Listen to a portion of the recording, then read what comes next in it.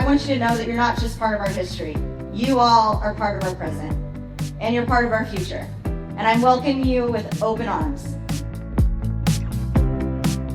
It's really important that you all are plugged in and connected. And our commitment is that we're going to reach out, we're going to communicate, we're going to stay connected so you understand this incredible momentum that's happening at your alma mater. And I just hope everybody is so excited, as excited as I am, to just support Molly and her incredible staff and this team that she brought in.